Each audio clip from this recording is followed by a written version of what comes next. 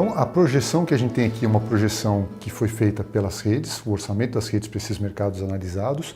Esse número agregado do Brasil é somando todos os quartos, estimativa de ocupação diária para todo mundo.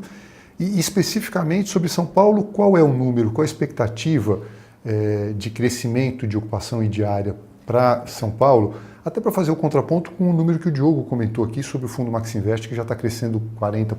Né? A rentabilidade. Né? A renda, isso. Se espera que a ocupação chegue próximo a 69%, no acumulado de 2019. E até aqui, eu acho que está todo mundo alinhado. Parece ser um valor próximo à realidade, até porque São Paulo tem um limite sazonal e 69% de ocupação significa que nos períodos de pico o mercado está cheio. E isso já voltou. Isso tem voltado e tem sido cada vez mais presente. Hoje a gente já observa uma terça, uma quarta-feira, em diferentes segmentos, com a hotelaria performando acima de 90%.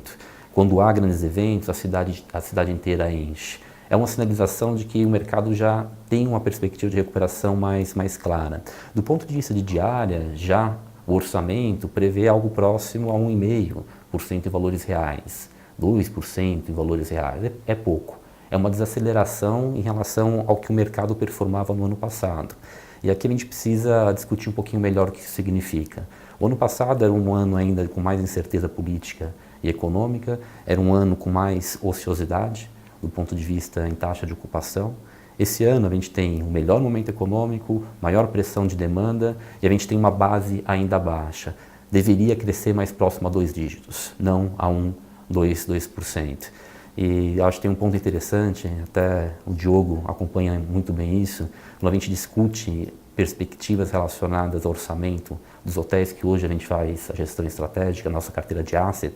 Um dos argumentos no mercado é que a ocupação, como cresceu já próximo a 2 dígitos do ano passado, esse ano não tem mais espaço para crescer. Agora, o mesmo histórico que o Diogo comentava em relação ao Maxinvest mostra que de 2008 a 2013 o mercado cresceu sistematicamente tarifa a 2 dígitos em valores reais ano a ano. Por que isso não volta a acontecer agora com uma base mais modesta? É o momento de fazer o que o Orlando comentava, deixar de olhar para o competidor direto e começar a olhar para o mercado e enxergar oportunidades de reposicionar o seu produto. Pois é, e quando a gente começa a olhar uma outra informação que é novidade aqui no panorama, que é justamente de oferta nova, né, Orlando? O primeiro mapeamento que a gente foi feito, esse mapeamento foi feito não só com os hotéis, não só com as redes hoteleiras vinculadas ao fórum, esse foi um levantamento um pouco mais alargado para o país inteiro, né? E esse levantamento ele identifica que foram pouco menos de 19 mil quartos que vão ser inaugurados até 2022. O volume de investimento estimado aí, quando completar isso, de 4 bilhões, que ainda tem para ser concluído até 2022. E esse número é grande, é expressivo, para quem não entende muito do mercado, né? O número absoluto é grande, mas a verdade é que do ponto de vista relativo, isso, comparado com a quantidade de quartos que tem, pensando que a gente está falando aqui em mais 4 anos, é muito pouco, né? Eu queria retomar um pouquinho antes aqui, inclusive em cima do raciocínio do Pedro. É isso mesmo, as projeções que foram feitas pelas redes e que deram base à análise que foi feita no panorama hoteleiro, elas estão conservadoras. E tem uma explicação também, além daquela que o Pedro deu, é que a hotelaria, principalmente se você pegar São Paulo, e não só, a hotelaria do FOB em geral, mas em São Paulo em particular, é feito muito em cima de contratos corporativos. E os contratos corporativos têm uma duração. Então, quer dizer, quando você chega no final do ano passado, muitas RFPs que eles chamam, tá certo? O Request for Proposal, são feitas e assinadas no final de um ano para vigorar para o ano seguinte. Então, os hotéis, quando fazem os seus budgets, eles fazem em cima daquilo que eles fizeram de contratação e aquilo lá é o que eles estimam que vai acontecer no ano seguinte. A questão que fica, que pode ser colocada também, é a seguinte: tá bom, foram feitas contratações lá, com aquele preço, naquela circunstância, naquele momento.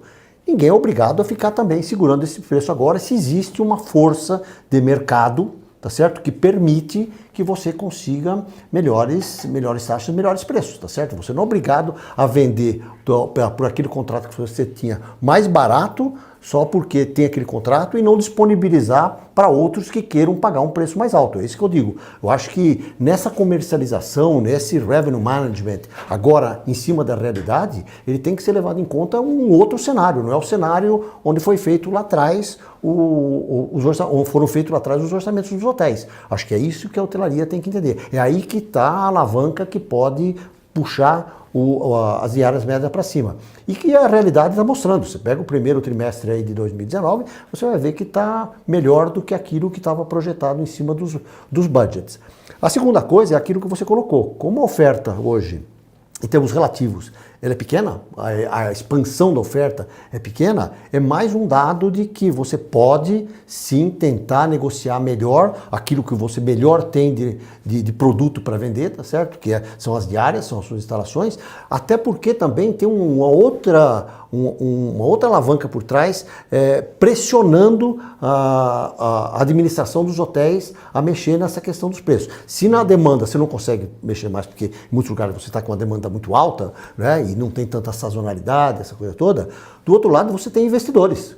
E os investidores hoje não estão tendo a remuneração que deveriam ter pelo asset que ele está disponibilizando para ser remunerado pela hotelaria, tá certo? Então, essa pressão também dos investidores, há cálculos que dizem, por exemplo, que o GOP por unidade, por apartamento, hoje, está em 50% a 60% do que já foi há 2013, 2014. Ora, se tem esse gap na rentabilidade, o investidor não vai querer ficar bancando esse gap o tempo todo se existe um mercado de pouca expansão da oferta, de grande evolução da demanda e que você pode melhorar os preços, tá certo? Então, cabe à comercialização melhorar esses preços. Eu acho que essa é um pouco o cenário positivo que tem aí para frente para o preço evoluir. E a gente está com GOP na metade do que o mercado já atingiu alguns anos atrás, só que um custo operacional 30% acima.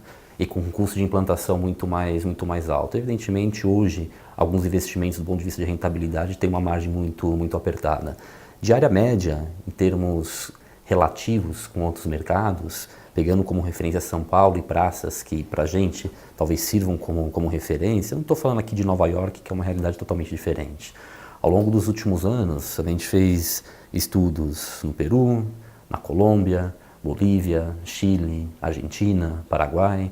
Eu acho que trouxe muita informação de diferentes mercados latino-americanos. Um hotel mid-market em São Paulo hoje tem uma diária média que oscila entre 250 e 300 reais, dependendo da microlocalização. Lembrando que a gente está falando de diária média líquida, sem café da manhã, sem impostos. Comparando com Lima, a diária média de hotéis similares é de 100 a 120 dólares.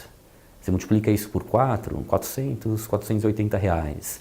Essa é a distância que a gente está de outros mercados. Vamos lembrar que ainda custo operacional no Brasil é mais caro, carga tributária no Brasil é mais cara, mão de obra no Brasil também é mais cara. E custo de implantação é mais caro. E custo de implantação é mais caro.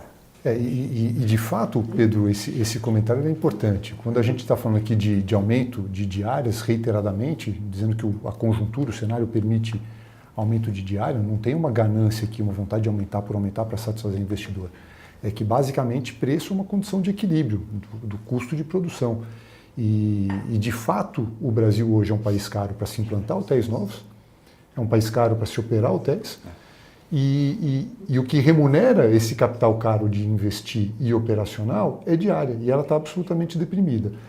O que significa, Diogo, essa retomada do ponto de vista de oportunidades para quem quer investir em hotelaria, para quem já fez investimento em hotelaria?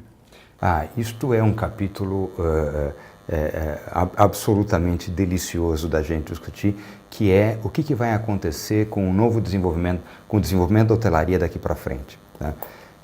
A primeira coisa importante, tá? Por exemplo, quando a gente fala do mercado de São Paulo, tá? É que o mercado de São Paulo ele não tem um acréscimo de novas propriedades de maneira substancial há quase 15 anos. Tá? Há quase 15 anos que você tem a oferta hoteleira de São Paulo absolutamente estável. Ou seja, nossos hotéis... Diferente do que aconteceu em diversas outras cidades do Brasil, que a gente vai retomar daqui a Em pouco. outras cidades você tem tido mais. Agora, São Paulo está absolutamente estável. Tá? E é interessante, agora você tem alguns poucos projetos hoteleiros. E o interessante é que vários desses poucos projetos hoteleiros são hotéis de luxo, tá? A gente está falando do Fasano, a gente está falando do W, a gente está falando do Rosewood, que são hotéis que estão em processo de viabilização. E é interessante porque eles devem trazer para o mercado um novo patamar de serviços hoteleiros, tá? E um novo patamar também de diárias, tá? Então, eu acho que a gente vai ter uma perspectiva de desenvolvimento hoteleiro em São Paulo especificamente, muito interessante. E o que acontece em São Paulo, um pouquinho mais para frente, deve se repetir em outras cidades brasileiras quando o momento de mercado chegar. E eu acho que isso é importante. A gente está falando bastante de São Paulo aqui. De fato, de São Paulo a gente tem muita informação de mercado, a gente acompanha com o dedo no pulso, muito no detalhe, muito no dia a dia, mas a verdade é que o Panorama ele tem dados sobre outras 10 cidades e como regra geral, a gente está vendo crescimento, retomada. Fala um pouquinho sobre isso, como é que estão algumas outras cidades? Quem é que se destaca nesse cenário? Quem é que está saindo um pouco fora do tom desse cenário? Então, das 11 cidades que a gente cobre no Panorama, 10 delas apresentam uma perspectiva de crescimento bastante interessante e acima do orçado pelas redes. Isso significa o quê? Que a taxa de ocupação nesses destinos ela já está próxima ao limite sazonal em quase todas as realidades. Trazendo alguns exemplos, São Paulo comentava que esse ano provavelmente fecha próximo a 69%, Fortaleza fecha próximo a 75%, Brasília, a taxa de ocupação estimada é próxima a 60%, que para aquela cidade, em termos de limite sazonal mais baixo, é uma taxa de ocupação bastante interessante. Mercados que até o ano passado ainda estavam abaixo de 60%, hoje rompem essa barreira. A gente está falando de Porto Alegre, a gente está falando de Belo Horizonte caminhando a 60%, Recife voltando a 60%. Tudo isso sinaliza para a gente uma perspectiva clara de que agora a diária deve voltar a crescer. E vamos lembrar que nos últimos 4 anos a trajetória foi inversa. Então a base é mais baixa e o ritmo de crescimento tem que ser mais acelerado. O único mercado que mostra para a gente ainda um pouco mais de cautela seria Goiânia, por razões óbvias. Goiânia é uma cidade que ainda performa abaixo de 55, teve hotéis entrando num espaço um pouco mais próximo ao momento atual. No ano passado entraram algumas propriedades no final do ano, esse ano tem mais propriedades em desenvolvimento e cobertura prevista. Isso ainda deve trazer um impacto de ocupação e automaticamente em preço. Agora é um ponto fora da curva, é um ponto totalmente fora da tendência que a gente vê de recuperação. Perfeito. Bem, Diogo, é bastante claro para a gente que desempenho de mercado ele tem 2 variáveis que são mais importantes, né? Demanda e oferta, não tem muito como falar. Do ponto de vista de oferta, a gente mapeou, tem coisa nova entrando, é pouca coisa, como o Pedro comentou, está muito mais localizado isso, essa distribuição. Percentualmente significa um aumento de 0,9%, menos do que 0,9% ao ano, o que é muito pouco. De fato, né, e essa pergunta também, eu acho que o Orlando pode comentar aqui, a gente hoje está muito mais na dependência do que vai acontecer com a demanda, e a demanda tem a ver com a economia, não é isso? Exatamente, quer dizer, brincando com uma frase que tinha sido feita pelo meu ex-sócio Steve Rushmore, tá? O Steve falava que apenas 2 elementos, apenas 2 coisas podem influenciar o desempenho de um investimento hoteleiro. Só 2 coisas, a oferta e a demanda. Tá? Então, isso é verdade, tá? A gente está com a oferta bastante bem mapeada e tem muito pouca coisa em desenvolvimento. Fazendo um comentário a mais sobre essa história da pouca oferta em desenvolvimento, a gente tem que lembrar que no passado, tá, o grande motor para se desenvolver hotéis no Brasil eram os condotéis. Tá? Antigamente, qualquer incorporadora em qualquer cidade encontrava um terreno, resolvia desenvolver um condotel, pegava uma operadora hoteleira, desenvolvia, vendia no mercado de investidores pulverizados e pronto. Daqui a 3 anos aquele hotel estava entrando no mercado. Hoje, tá, o condotel já não é mais assim. Tá? Hoje o condotel é regulamentado pela CVM, então para se desenvolver um condotel, realmente esse empreendimento tem que ter uma perspectiva de rentabilidade interessante, o que freia muito, tá, aquela força de desenvolvimento hoteleiro que a gente tinha no passado. Então hoje, tá, a gente tem pouca coisa em desenvolvimento, desta pouca coisa ainda um percentual grande, se não me engano 60% ainda é condotel, tá? Mas a gente vai entrar numa fase de desenvolvimento hoteleiro, por um lado, muito mais responsável e, por outro lado, que vai deixar o investimento em hotelaria um investimento muito menos arriscado, porque você vai ter muito menos perspectiva de surgir novos concorrentes de graça no mercado, tá? Então, isto é uma boa notícia com relação a desenvolvimento hoteleiro, a investimento hoteleiro. E daí vamos para o outro lado, quer dizer, como é que está a perspectiva de demanda? O que deve acontecer com a demanda hoteleira? A demanda hoteleira, vocês sabem muito bem, a demanda hoteleira, ela guarda uma correlação direta com a perspectiva de crescimento da economia. A gente acredita nas perspectivas de crescimento que estão colocadas aí pelas instituições que acompanham mais de perto isto, falando em 2%, 2,5% este ano, mas eu particularmente estou muito otimista com a perspectiva de uma aprovação da reforma da Previdência. Seja lá qual ela for, né? Eu torço para que ela seja uma reforma um pouquinho mais robusta, e se ela for uma reforma um pouco mais robusta, a gente tem uma perspectiva muito, muito interessante de crescimento da economia nos próximos anos, tá?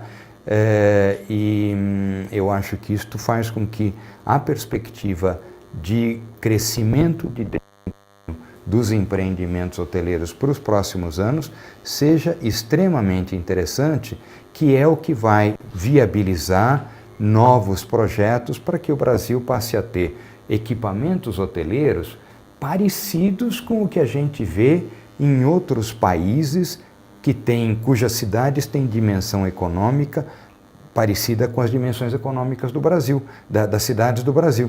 Quando você compara, por exemplo, o Rio de Janeiro com Buenos Aires, tá?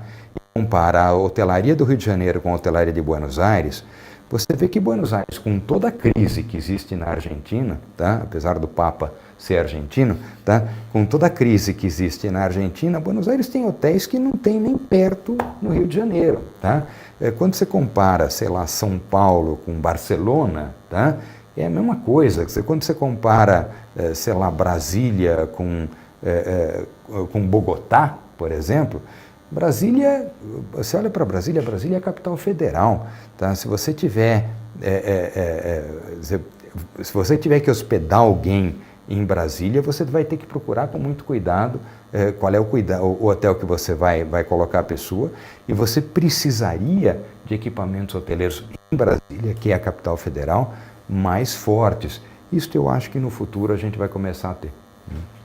Eu queria fazer um comentário em cima disso que o Diogo falou, também acho que é bem por aí. Acho que daí vai ter uma influência muito grande, duas coisas vão ter influência muito grande na questão dessa melhoria da performance econômica da hotelaria em geral, né? Uma delas é que uma parte grande dessa pequena oferta que vai se expandir, muita dela está em cidades secundárias, certo? Ou seja, não são nas grandes cidades, nas grandes capitais, até porque grande parte delas desse desenvolvimento está em cima da hotelaria econômica.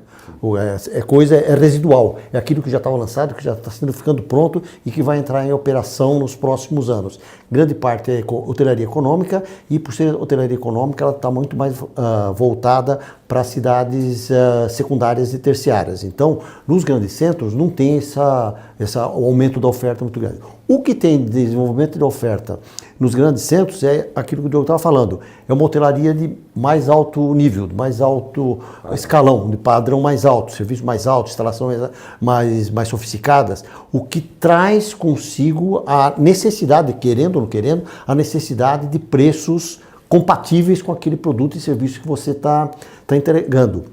E isso daí tem uma influência muito importante numa coisa chamada price perception.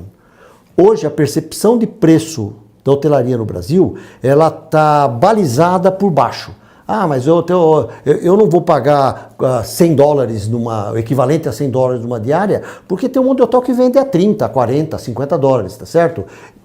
A hora que essa hotelaria, nesses grandes centros, trouxer esse patamar de hotelaria de luxo, boutique, para um preço que é equilibrado, equivalente àquele produto, isso automaticamente melhora a percepção do que deveria custar um hotel mid-market e o que seria um econômico, começar a separar. Porque hoje o mid-market muitas vezes concorda com o próprio econômico. Porque a percepção de preço é o seguinte, não, eu quero pagar só $50. Não, mas espera aí, $50 é o econômico, não é o mid-market. Não, mas é tudo a mesma coisa, eu pago $50. Ou seja, não é o que você está comprando, é o que você quer pagar naquela hora no mercado. Eu acho que esse desenvolvimento dessa hotelaria mais sofisticada vai trazer uma alavanca também na capacidade dos preços. Pois é, esses últimos anos eles trouxeram uma série de desafios, né? A crise, a gente até brinca um pouco que, não é que isso não seja assunto para brincadeira, né? Que foi a tempestade perfeita na hotelaria, porque a gente teve um problema até influenciado pelo crescimento muito forte, pelo excesso de otimismo, talvez até uma euforia com o Brasil, no final da década passada, começando nessa década também, o começo dessa década. Além da euforia com o crescimento do Brasil, teve os eventos esportivos todos, né, Olimpíada e Copa do Mundo, isso evidentemente em algumas cidades só que repercutiu, mas além de um aumento de oferta brutal, a gente teve a pior crise das últimas décadas, o que impactou a demanda. Então a gente teve, na verdade, nos últimos anos uma situação bastante complicada, que foi um aumento grande de oferta com uma crise muito complicada, o que deprimiu profundamente a ocupação dos mercados, as diárias, e gerou prejuízo operacional em muitos hotéis, coisa que não era uma coisa que se acreditava possível em 2012, em 2013, até mesmo em 2014, mas isso aconteceu. Para além do prejuízo operacional nos hotéis, e por isso que a gente fala bastante da importância da recuperação das diárias, a verdade é que as próprias redes tiveram tempos muito difíceis, né, Orlando? Não é só que os empreendimentos não deram lucro e às vezes quem teve que fazer o aporte foi o investidor, foi o proprietário. As redes, que na grande maioria dos casos são prestadoras de serviço de administração hoteleira, mesmo elas passaram por um período muito complicado e essa retomada é muito importante para elas, né? Eu acho que é fundamental para elas, né? Porque as redes são obrigadas a manter uma estrutura corporativa importante para prestar serviços para os hotéis que elas administram, sejam os hotéis de propriedade delas ou sejam hotéis administrados ou franqueados ou qualquer que seja a formatação. E essa estrutura corporativa é o que faz com que uma rede entregue mais ou menos serviço para aqueles hotéis que estão filiados a essa rede.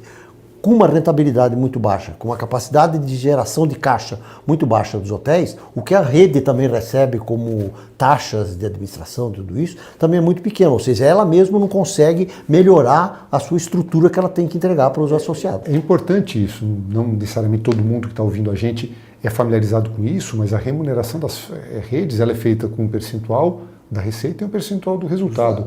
As receitas despencaram, os resultados sumiram, né? E a rede, de repente, ela se viu numa situação muito complicada. E ela não pode desmobilizar toda a sua estrutura a partir disso daí, tá certo? Falar, bom, então eu vou acabar com todo o departamento comercial. Não tem como fazer, porque ela não tem o que entregar. Então ela é obrigada, muitas vezes, a sustentar e aí a rentabilidade da rede também vai água abaixo. É muita informação, né? Mas fica ligado no nosso LinkedIn, que a gente volta em breve com outros capítulos e com muita novidade. Até lá!